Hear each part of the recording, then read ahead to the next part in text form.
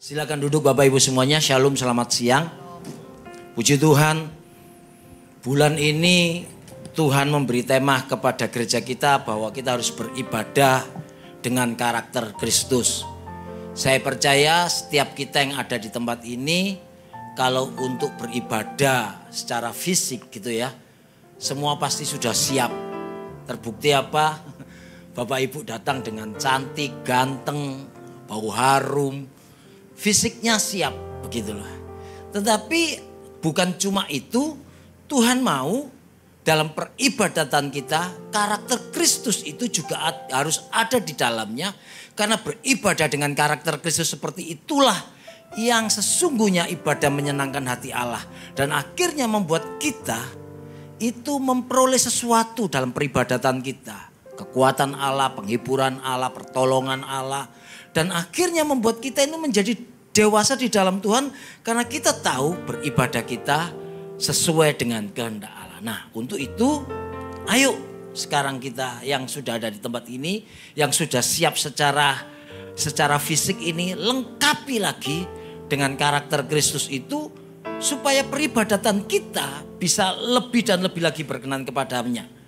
Ada satu firman Tuhan yang tertulis dalam Ibrani pasal yang keempat ayat yang ke-16. Ibrani pasal yang keempat ayat yang ke-16, demikian firman Tuhan dikatakan, sebab itu marilah kita dengan penuh keberanian menghampiri takhta kasih karunia Allah. Menghampiri takhta kasih karunia Allah itu bahasa sekarangnya beribadah, gitu. Supaya kita menerima rahmat dan menemukan kasih karunia untuk mendapat pertolongan kita pada waktunya. Ayat ini mengajar kepada orang-orang Ibrani yang saat itu lagi diaspora gitu ya, menyebar di mana-mana untuk punya keberanian menghampiri takhta hadirat Allah. Kenapa kok harus punya keberanian? Karena saat itu orang-orang Ibrani, orang-orang Yahudi, orang-orang Israel yang lagi mengikut jalan Tuhan ini lagi terpencar di mana-mana tempat, dan mereka saat itu kena represif gitu saudara.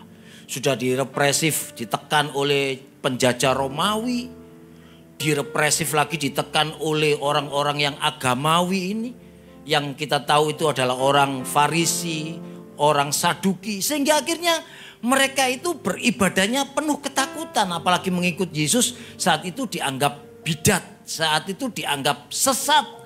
Karena mereka adalah golongan yang kecil saat itu, sehingga mereka harus melawan arus ini.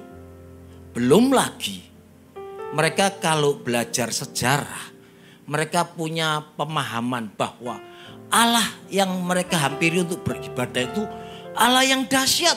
Kenapa yang dahsyat?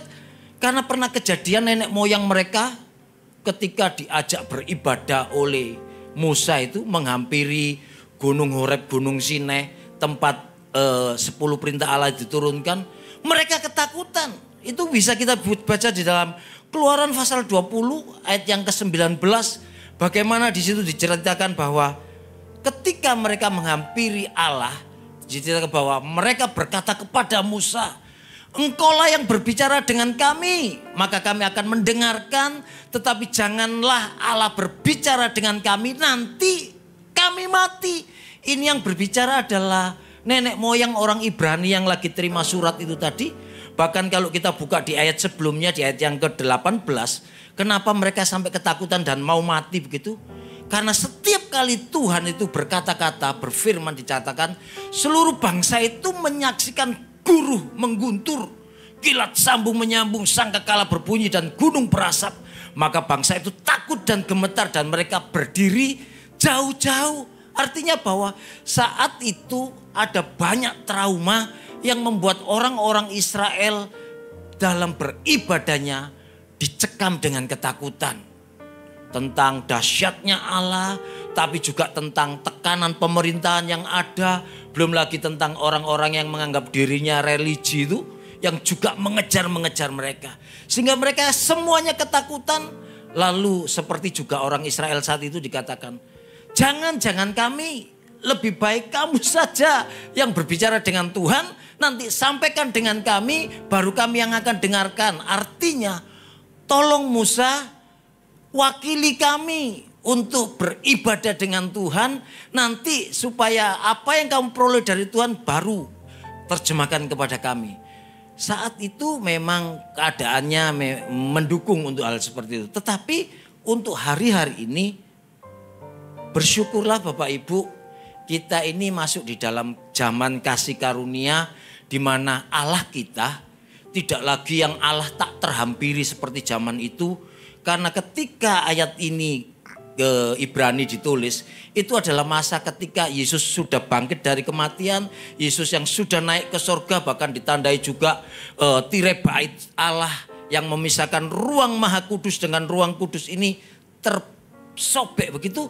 Itu menandakan bahwa ini sudah ada paradigma baru di dalam peribadatan, bahwa sudah tidak lagi diperlukan imam-imam yang untuk mewakili orang Israel. Tetapi saat itu, mulai saat itu dan juga sampai sekarang, kita punya yang namanya japri.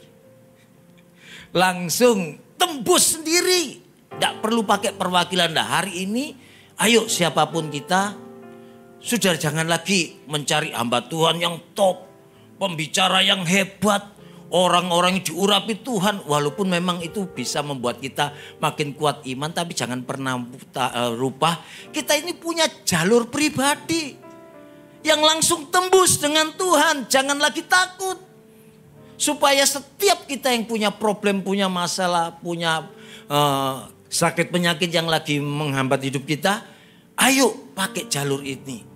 Jangan pernah lagi takut menghampiri takhta hadirat Tuhan. Karena kita hidup di dalam zaman kasih karunia.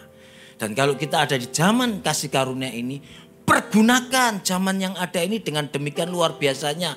Jangan lagi cuma mencari orang-orang yang bisa kita pakai.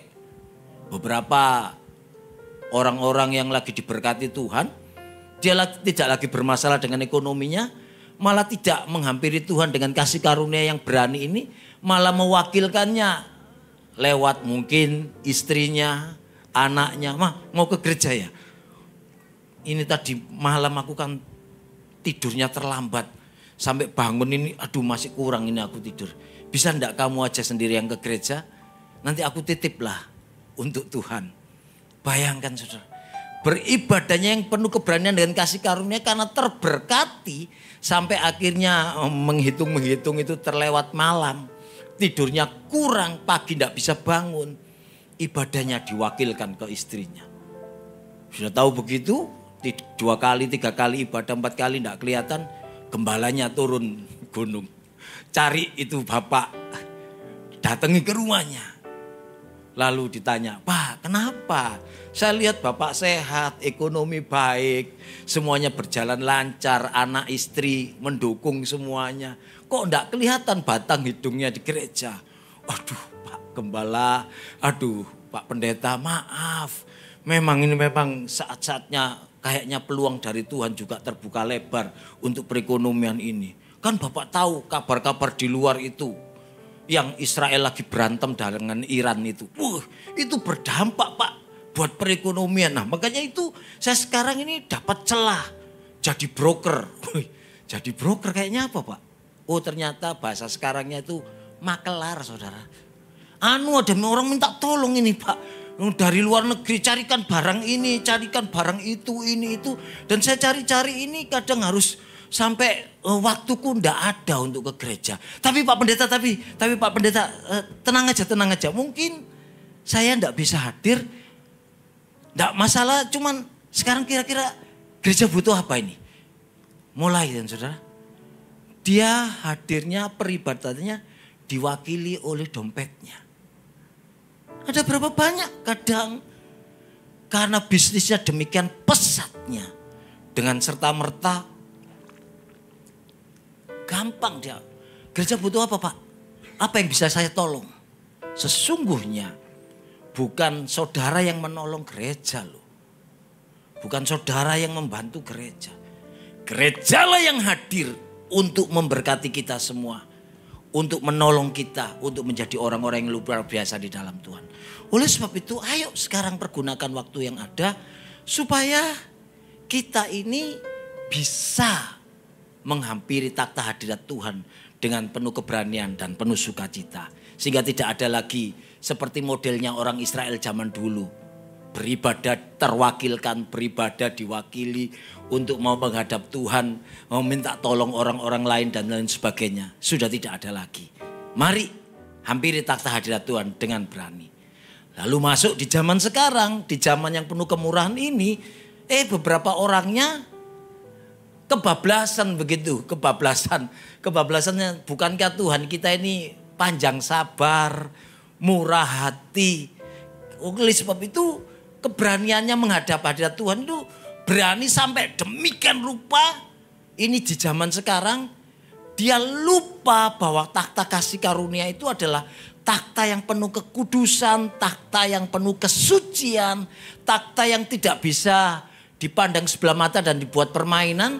Sampai akhirnya yang terjadi di zaman sekarang ini, saking percaya dirinya dia ini dengan yang namanya kasih karunia Allah itu, dia yang masih berkubang dengan dosa, berani loh tetap melayani, bahkan berani loh sampai naik di mimbar menyampaikan firman dan lain sebagainya.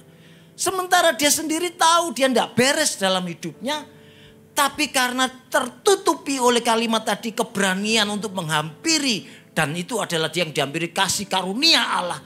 Aku percaya kalau namaku ini nama Samuel begitu, bayangkan saudara, nama Samuel itu tertulis di Alkitab loh saudara. Sudah begitu aku kenal Tuhan lagi, apapun yang aku lakukan, aku orang pilihan, aku pasti nanti mati masuk surga. Nanti dulu. Karena Tuhan itu memang punya hak prerogatif untuk siapa yang diselamatkan dan siapa yang tidak. Tapi juga setiap kita punya tanggung jawab bahwa untuk keselamatan yang sudah menjadi jatah kita ini kita harus terus kerjakan. Tidak boleh mandang sebelah mata, karena apa yang sudah Tuhan katakan di firman bahwa siapapun orang itu, bahkan kalau namanya sudah tertulis dalam kitab kehidupan sekalipun, akan bisa dihapus loh. Ingat kasus Musa ketika berdiri membela bangsa Israel di depan Tuhan ketika bangsa Israel itu salah. Lalu Tuhan ngomong, sudah bangsa ini aku musnahkan aja. Aku akan membuat keturunanmu Musa, Japri, jalur sendiri. Akan jadi bangsa yang besar, yang hebat. Musa ngomong, Tuhan kalau begitu nanti apa kata orang-orang di sekitar-sekitar ini, kayaknya Tuhan tidak mampu memimpin bangsa ini keluar sampai Tuhan harus memusnahkan mereka. Kalau tetap seperti itu lebih baik Tuhan, hapuskanlah namaku dari kitab kehidupan daripada orang Israel ini semua dihapuskan. Dan Tuhan jawab apa? Yang akan terhapus itu orang yang bertanggung jawab yang salah. Pada siapa orang itu yang tidak bertanggung jawab, nama itu akan dihapus. Tapi masing-masing kita ayo menjaga yang namanya kasih karunia ini, bukan dengan terlalu over percaya diri ini, terlalu berani. Oleh sebab itu hari ini ayo ketika kita menghampiri takhta kasih karunia ini, kita introspeksi, kita lihat hati kita. Jangan-jangan masih ada dosa yang terselip, masih ada kesombongan yang terselip, masih ada amarah tinggi hati, masih ada yang namanya gengsi. Sampai akhirnya semua itu saudara kemas dengan kasih karunia dan berani. Saudara tidak pernah mericek sendiri diri sendiri. Dan itu juga Tuhan yang tidak suka. Oleh sebab itu apa yang kita harus lakukan? Yesaya pasal 1 ayat yang ke-18. Kitab Yesaya mengajar kepada kita demikian. Marilah, undangan lagi kan saudara. Tapi ini undangannya untuk rekonsiliasi. Dikatakan bagaimana? Baiklah kita berperkara. Ayo kita sekarang menghadap Tuhan dan hitung-hitungan dengan Tuhan. Firman Tuhan sendiri yang mengundang saudara. Sekalipun dosamu merah seperti kermisi, akan putih seperti salju. Sekalipun berwarna merah seperti kain kesumba, akan menjadi putih seperti bulu domba. Hari ini ayo yang namanya keberanian dan kasih karunia itu kita bungkus dengan keberanian untuk kita berani mengaku di hadapan Tuhan bahwa kita ini ada terlalu banyak salah dan dosa. Sehingga salah dan dosa ini mari kita adakan rekonsiliasi lagi dengan Tuhan. Karena hanya Tuhan yang mampu membersihkan dan menyucikan hati dosa kita. Karena perbuatan baik manusia, amal, ibadah, sedekah saudara sekalipun tidak akan pernah bisa menghapus yang namanya dosa. Dosa tetap dosa. Hukuman dosa itu maut, kematian. Tetapi tawaran Allah datang kepada kita. Padahal saat itu ketika kitab Yesaya ini ditulis, darah anak domba itu belum tercurah loh saudara. Yesus belum tersalib untuk kita secara kronologisnya. Tetapi kasih karunia Allah yang demikian besar itu harus membuat kita itu juga berani, bukan cuma berani tampil, berani untuk berkesan baik tanpa introspeksi, tapi harus berani juga untuk mengakui kita ini salah, kita ini dosa, dan yang paling penting bertobat di dalamnya. Itu yang harus kita sadari. Karena sekarang terlalu banyak hamba-hamba Tuhan, pendeta sekalipun berani naik di mimbar. Dan dia cuma buka ayat tujuannya supaya mendandani jemaatnya. Dia lupa bahwa ayat itu juga seharusnya bisa mendandani dia. Dan yang terjadi akhirnya dia kayaknya untouchable gitu saudara. Tak tersentuh oleh firman. Karena dia merasa dia ini yang paling baik, yang paling hebat. Tidak ada dosa, tidak ada salah. Yang banyak dosa dan salah itu jemaat. Makanya dia cari firman, buka-buka. Lalu dia didik jemaatnya demikian rupa. Sampai akhirnya dia lupa bahwa dia juga butuh kasih karunia, butuh pertobatan, butuh pertolongan Tuhan. Hari ini jangan bangga kalau kita sudah bisa melayani Tuhan. Jangan merasa percaya diri demikian besar kalau kita ini sudah bisa berkhotbah, bisa menyembuhkan orang, bahkan bisa berkorban memberi sesuatu begitu ya. Yang penting sekarang ini bagaimana kehidupan kita. Karena hanya pengampunan dari Yesus Kristus Tuhan yang mampu membuat kita layak untuk menjadi imam-imam Tuhan. Dan inilah juga sebagai saudara? Bekal buat kita juga. Ada banyak orang kalau kita keluar gitu ya. Ketika kita mau ajak masuk ke gereja gitu mulai. Pak, aku ini masih banyak dosa. Aku ini masih banyak salah. Kayaknya hidupku masih kelam. Aku tidak mungkin bisa duduk di gereja. Berarti bagaimana aku ini? Saudara, ingatkan ayat ini untuk kepada mereka semua. Sekelam apa dosa kita? Seberat apa pelanggaran kita? Tidak ada yang mampu melawan besarnya kasih pengampunan Kristus buat orang yang mau menerimanya. Nah, ayat inilah yang juga harus kita jadikan bekal supaya kita orang-orang itu berani menghampiri takhta kasih karunia Allah ini. Ada banyak orang kadang bersembunyi di dalam kesalahannya, bersembunyi di dalam dosanya sampai dia tidak berani maju, bahkan terus berkubang di dalam dosanya. Ingat, hari ini adalah hari kasih karunia. Ketika kita diizinkan mendengar tentang kabar pengampunan, hari inilah pengampunan itu berlaku. Kita tidak pernah tahu sampai kapan ayat ini akan berlaku buat kita. Maksudnya sampai kapan kita mendapat kesempatan hidup dan menyadari kita salah lalu kita mohon ampun. Oleh sebab itu saudara, setiap kali kalau tiba-tiba WhatsApp saya bunyi bling, tak lihat, wih Kak Lid biasanya yang paling banyak gitu. Pak Sam ada waktu karena mau ini ibadah tutup peti penghiburan. Wah, pokoknya kalau saya di Surabaya saya paling antusias itu ambil pelayanan saudara. Karena saat itu yang terjadi adalah saya mau menyampaikan firman Tuhan bukan pengkhotbah yang namanya penghiburan. Tapi KKR saudara.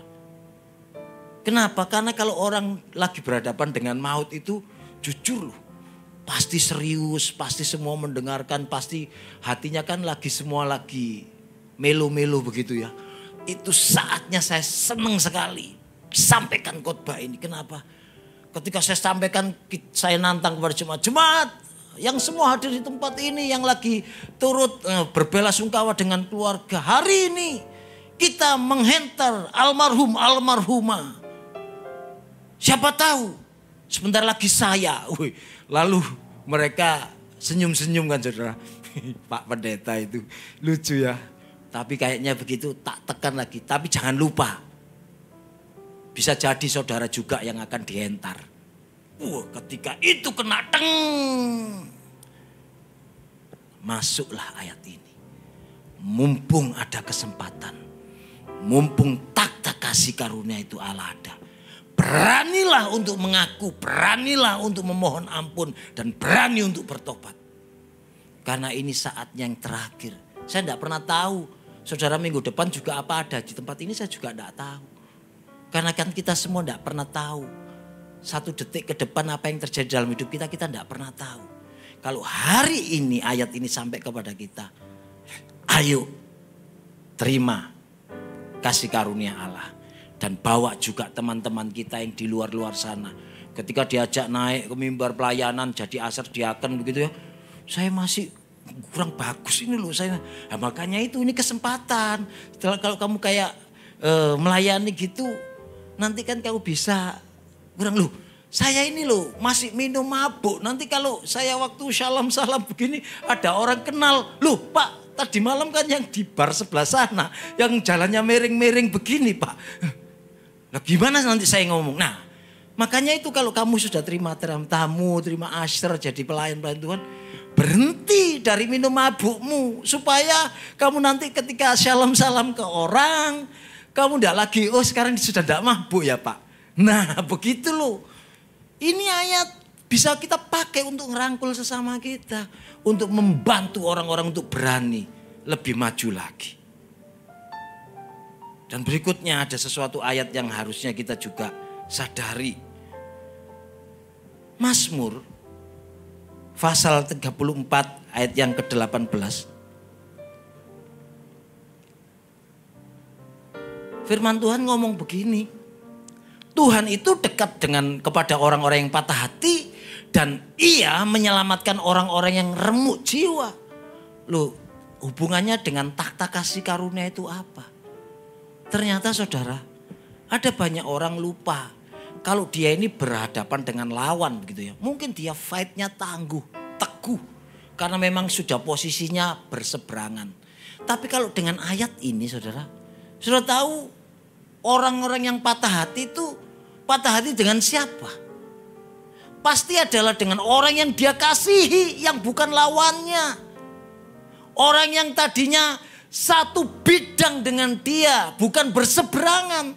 Tetapi satu dan yang lain hal kadang membuat orang-orang yang dekat dengan kita itu mengecewakan kita.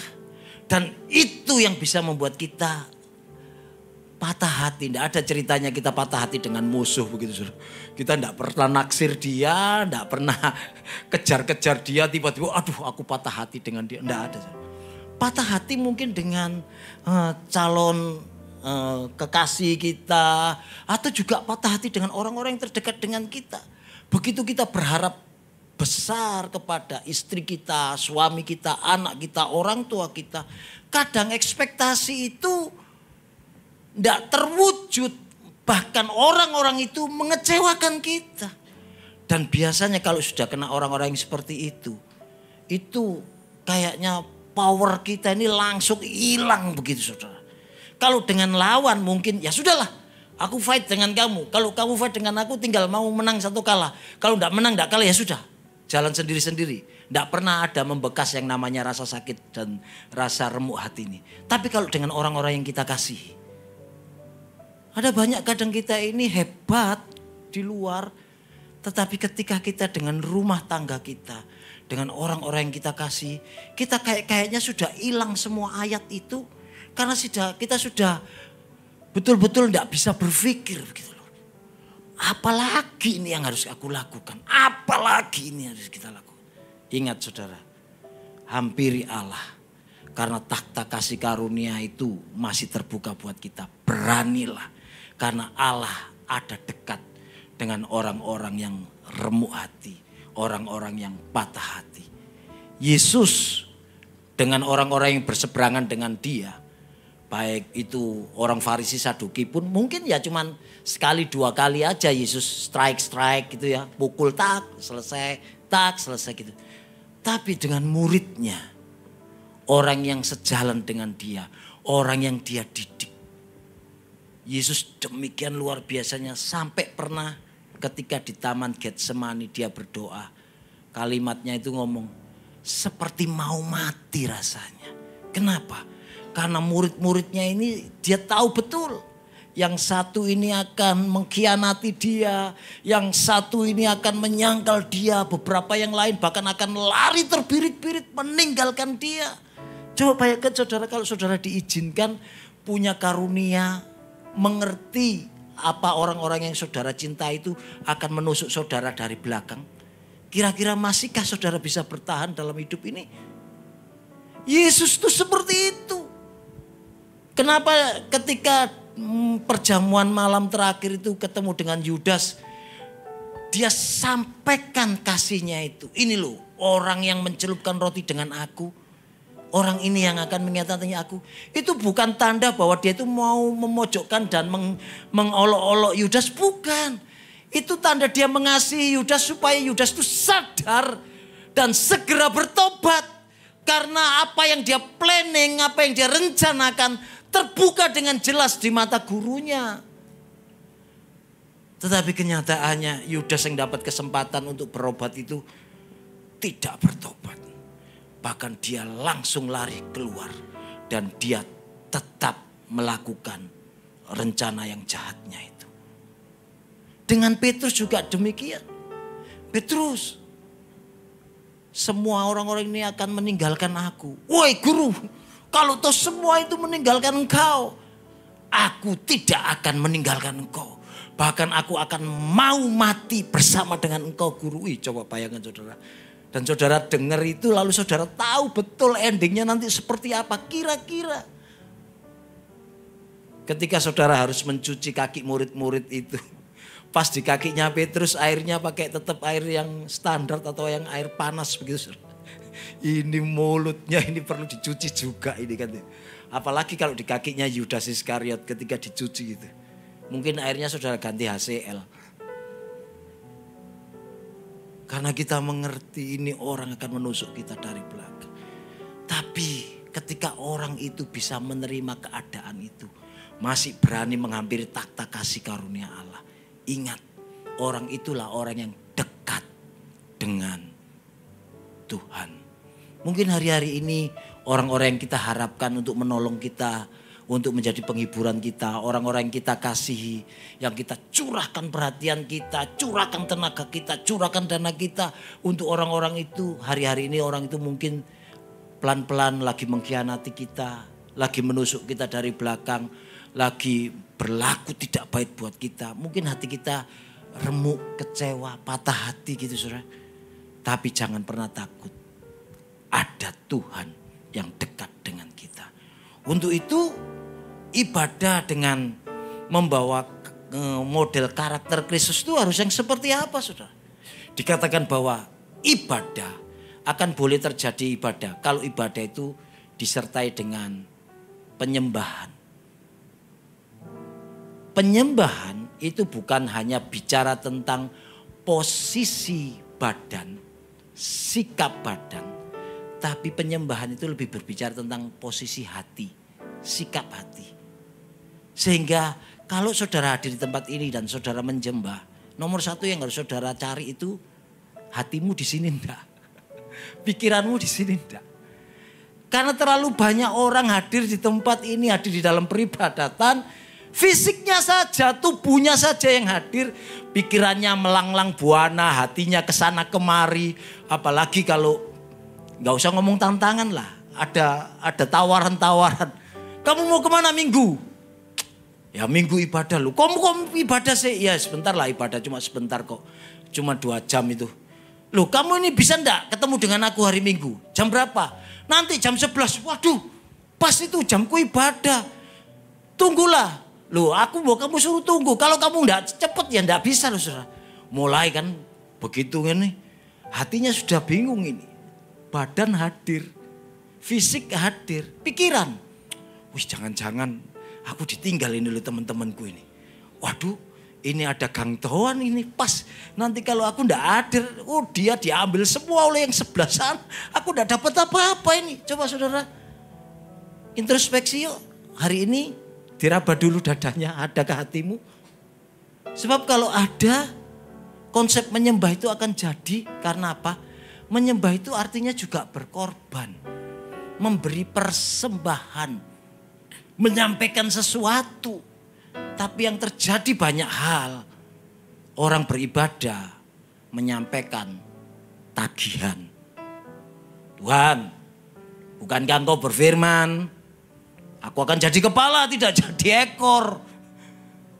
Bayangkan Tuhan diingatkan pakai firman. Yang mana Tuhan sendiri juga firman. Bayangkan loh, hebat loh jemaat itu. Tuhan, Engkau berfirman, aku akan jadi kepala, tidak jadi ekor. Aku akan menghutangi, tidak berhutang. Wih, boro-boro. Tidak berhutang. Hari ini aja kalau berani muncul di rumah, itu yang nyanggongin aku ini sudah berapa. Ini dari koperasi ini dari bank kredit ini dari finance ini. Aduh, sampai ketakutan hidupnya. Sehingga akhirnya dengan berani kita mengingatkan Tuhan pakai firman loh saudara.